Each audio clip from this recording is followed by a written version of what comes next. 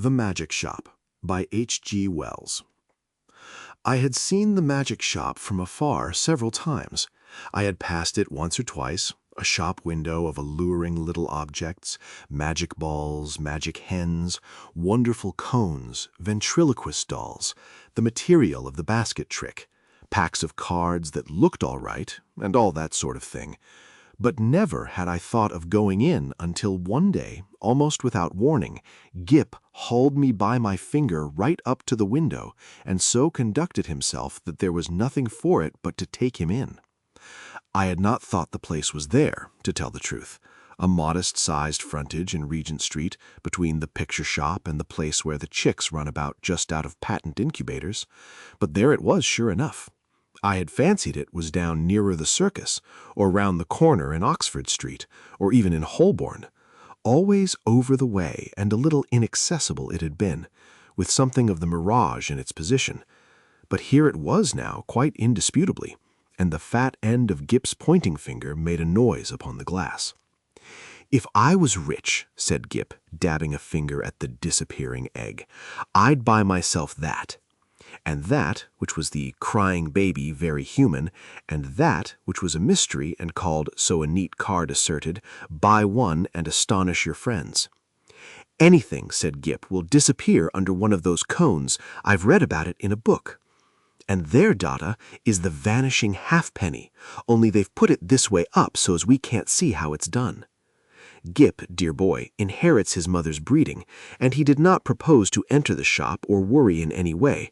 Only, you know, quite unconsciously, he lugged my finger doorward and he made his interest clear. "That," he said, and pointed to the magic bottle. "If you had that," I said, at which promising inquiry he looked up with a sudden radiance. "I could show it to Jessie," he said, thoughtful as ever of others. "It's less than 100 days to your birthday, Gibbles," I said, and laid my hand on the door handle. Gip made no answer, but his grip tightened on my finger, and so we came into the shop. It was no common shop, this. It was a magic shop, and all the prancing precedence Gip would have taken in the matter of mere toys was wanting. He left the burden of the conversation to me. It was a little narrow shop, not very well lit, and the doorbell pinged again with a plaintive note as we closed it behind us. For a moment or so we were alone and could glance about us. There was a tiger in papier-mâché on the glass case that covered the low counter, a grave, kind-eyed tiger that waggled his head in a methodical way. Manner, there were several crystal spheres, a china hand holding magic cards, a stock of magic fish bowls in various sizes, and an immodest magic hat that shamelessly displayed its springs. On the floor were magic mirrors, one to draw you out long and thin, one to swell your head and vanish your legs, and one to make you short and fat like a draft. And while we were laughing at these, the shopman, as I suppose, came in. At any rate, there he was behind the counter, a curious, sallow, dark man with one ear larger than the other and a chin like the toe cap of a boot. "What can we have the pleasure?" he said, spreading his long magic fingers on the glass case, and so with a start we were aware of him. "I want," I said, "to buy my little boy a few simple tricks. Legerdemain? Mechanical? Domestic? Anything amusing?" said I. Said the shopman, and scratched his head for a moment as if thinking. Then, quite distinctly, he drew from his head a glass ball. "Something in this way," he said, and held it out. The action was unexpected. I had seen the trick done at entertainments endless times before. It's part of the common stock of conjurers, but I had not expected it here. "That's good," I said, with a laugh. "Isn't it?" said the shopman. Gip stretched out his disengaged hand to take this object and found merely a blank palm. "It's in your pocket," said the shopman, and there it was. "How much will that be?" I asked. "We make no charge for glass balls," the shopman said politely. "We get them," he picked one out of his elbow as he spoke, "free." He produced another from the back of his neck and laid it beside its predecessor on the counter. Gip regarded his glass ball sagely, then directed a look of inquiry at the two on the counter, and finally brought his round-eyed scrutiny to the shopman, who smiled.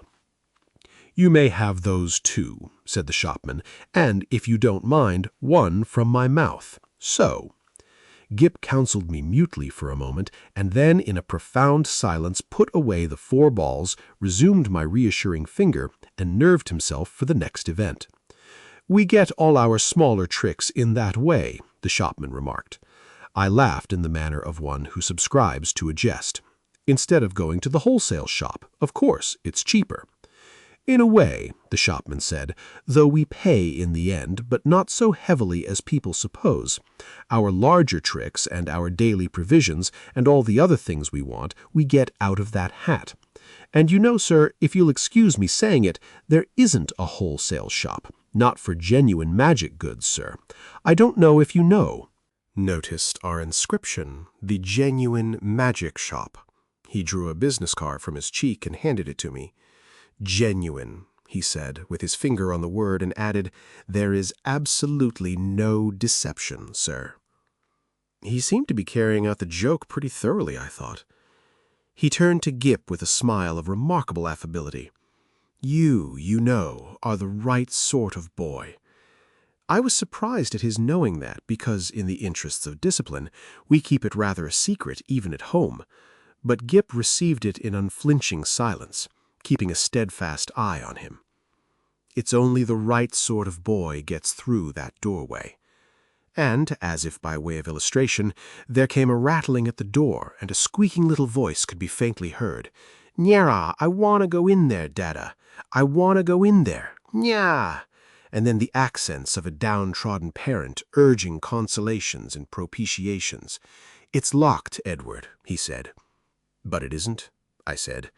"It is, sir," said the shopman, "always for that sort of child." And as he spoke, we had a glimpse of the other youngster, a little white face, pallid from sweet-eating and over-sapid food, and distorted with evil passions, a ruthless little egotist pawing at the enchanted pain. "It's no good, sir," said the shopman, as I moved with my natural helpfulness doorward, and presently the spoiled child was carried off howling. "How do you manage that?" I said, breathing a little more freely. "Magic?" said the shopman with a careless wave of the hand, and behold, sparks of colored fire flew out of his fingers and vanished into the shadows of the shop. "You were saying," he addressed himself to Gip, "that you would like one of our buy one and astonish your friends boxes." Gip, after a gallant effort, said, "Yes, it's in your pocket." And leaning over the counter, he really had an extraordinarily long body, this amazing person, produced the article in the customary conjurer's manner. "Paper," he said, and took a sheet out of the empty hat with the springs. "String," and behold, his mouth was a string box, from which he drew an endless thread, which, when he had tied his parcel, he bit off, and, it seemed to me, swallowed the ball of string. And then he lit a candle at the nose of one of the ventriloquist's dummies, stuck one of his fingers, which had become sealing-wax red, into the flame, and so sealed the parcel. "Then there was the disappearing egg," he remarked, and produced one from within my coat's breast, and packed it. And also the crying baby, very human. I handed each parcel to Gip as it was ready, and he clasped them to his chest. He said very little, but his eyes were eloquent.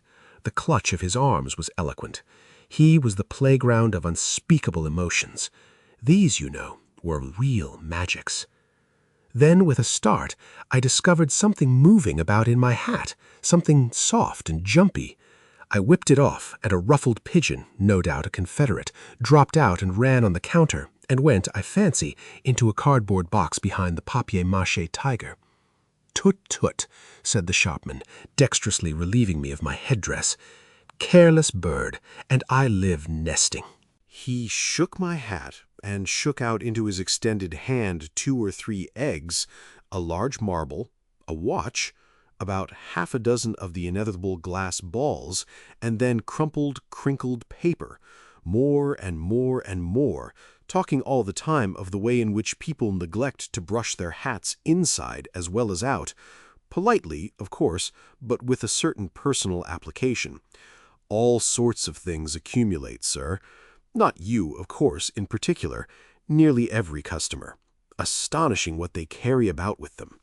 The crumpled paper rose and billowed on the counter more and more and more until he was nearly hidden from us, until he was altogether hidden, and still his voice went on and on.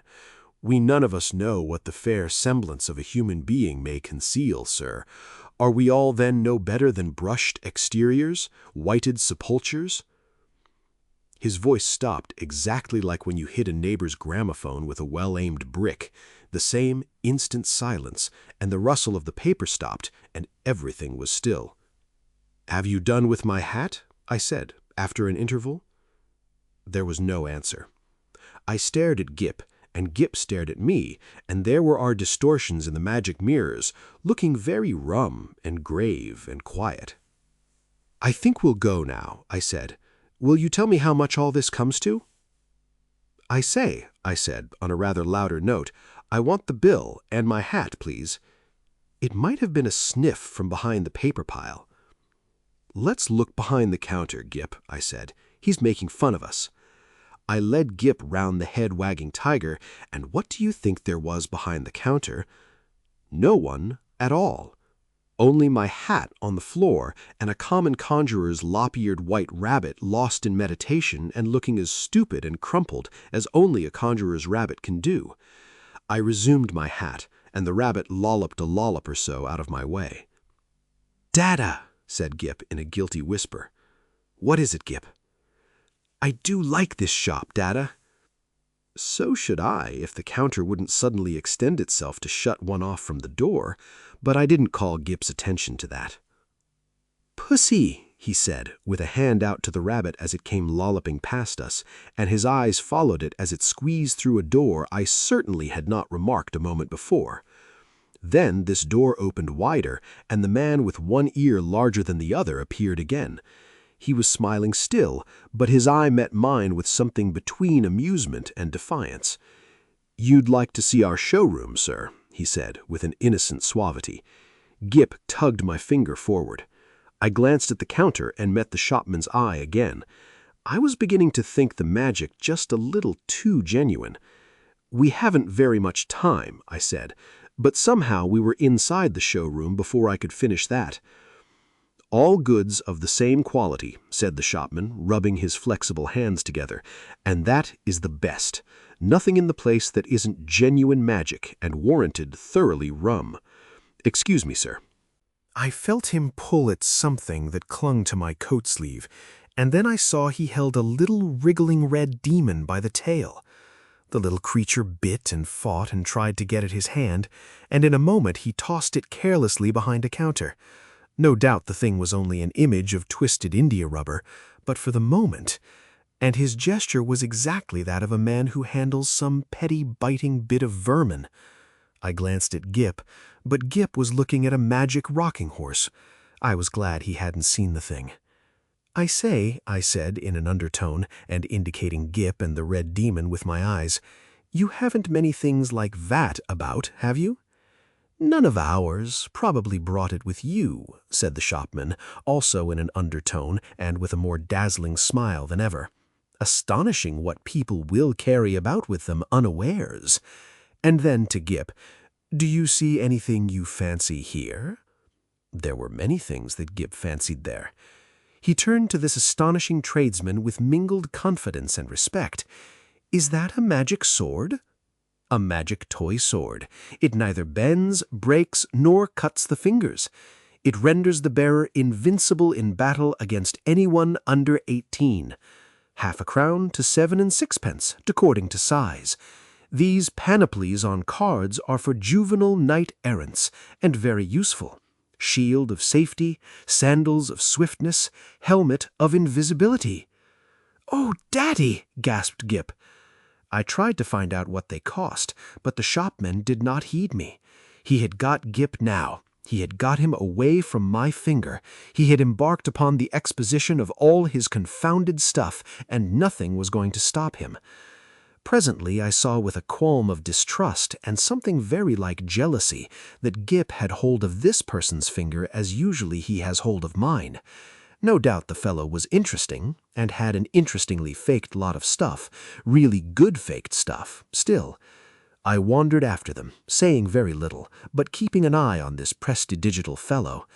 After all, Gip was enjoying it, and no doubt when the time came to go we should be able to go quite easily.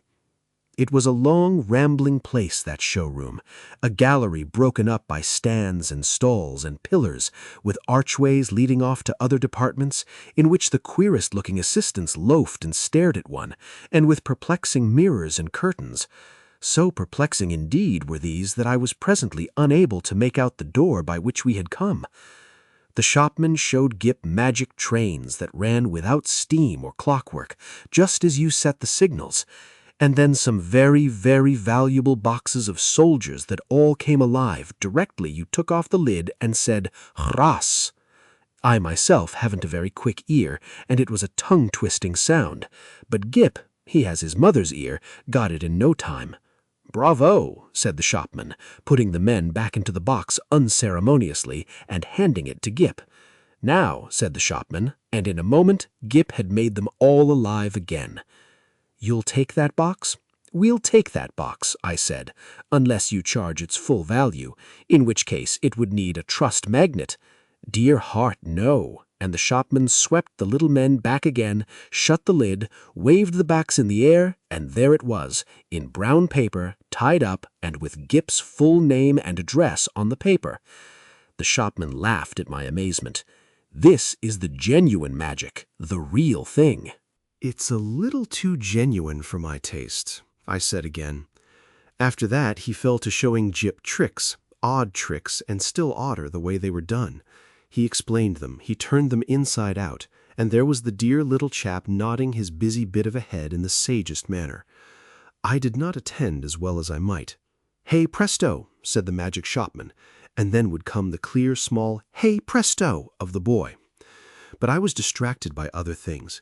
It was being borne in upon me just how tremendously rum this place was. It was, so to speak, inundated by a sense of rumness. There was something a little rum about the fixtures even, about the ceiling, about the floor, about the casually distributed chairs. I had a queer feeling that whenever I wasn't looking at them straight, they went askew and moved about and played a noiseless puss in the corner behind my back, and the cornice had a serpentine design with masks altogether too expressive for proper plaster.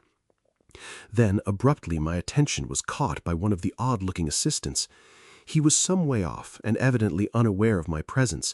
I saw a sort of three-quarter length of him over a pile of toys and through an arch, and he was leaning against a pillar in an idle sort of way, doing the horrid things with his features. The particular horrid thing he did was with his nose. He did it just as though he was idle and wanted to amuse himself. First of all, it was a short, blobby nose, and then suddenly he shot it out like a telescope, and then out it flew and became thinner and thinner until it was like a long, red, flexible whip. Like a thing in a nightmare it was. He flourished it about and flung it forth as a fly-fisher flings his line. My instant thought was that Jip mustn't see him. I turned about, and there was Jip quite preoccupied with the shopman and thinking no evil. He was standing on a little stool, and the shopman was holding a sort of big drum in his hand. "Hide and seek, Dada!" cried Jip. "You're he!" And before I could do anything to prevent it, the shopman had clapped the big drum over him. I saw what was up directly. "Take that off," I cried. "This instant. You'll frighten the boy. Take it off." The shopman with the unequal ears did so without a word, and held the big cylinder towards me to show its emptiness. And the little stool was vacant. In that instant, my boy had utterly disappeared. You know, perhaps, that sinister something that comes like a hand out of the unseen and grips your heart about. You know it takes your common self away and leaves you tense and deliberate, neither slow nor hasty, neither angry nor afraid. So it was with me. I came up to this grinning shopman and kicked his stool aside. "Stop this folly," I said. "Where is my boy?" "You see," he said, still displaying the drum interior, "there is no deception." I put out my hand to grip him, and he eluded me by a dexterous movement. I snatched again, and he turned from me and pushed open a door to escape. "Stop," I said, and he laughed, receding. I leapt after him into utter darkness. Thud. "Lord bless my heart, I didn't see you coming, sir." I was in Regent Street, and I had collided with a decent-looking working man, and a yard away, perhaps, and looking a little perplexed with himself, was Jip. There was some sort of apology, and then Jip had turned and come to me with a bright little smile, as though for a moment he had missed me, and he was carrying 4 parcels in his arm. He secured immediate possession of my finger. For the second, I was rather at a loss. I stared around to see the door of the magic shop, and behold, it was not there. There was no door, no shop, nothing. Only the common pilaster between the shop where they sell pictures and the window with the chicks. I did the only thing possible in that mental tumult. I walked straight to the curbstone and held up my umbrella for a cab. "Ansoms," said Jip, in a note of culminating exultation. I helped him in, recalled my address with an effort, and got in also. Something unusual proclaimed itself in my tailcoat pocket, and I felt and discovered a glass ball. With a petulant expression, I flung it into the street. Jip said nothing. For a space, neither of us spoke. "Dada," said Jip at last, "that was a proper shop." I came round with that to the problem of just how the whole thing had seemed to him. He looked completely undamaged so far. Good. He was neither scared nor unhinged. He was simply tremendously satisfied with the afternoon's entertainment. And there in his arms were the 4 parcels. Confound it, what could be in them? I said, "little boys can't go to shops like that every day." He received this with his usual stoicism, and for a moment I was sorry I was his father and not his mother, and so couldn't there, coram publico, in our hansom, kiss him.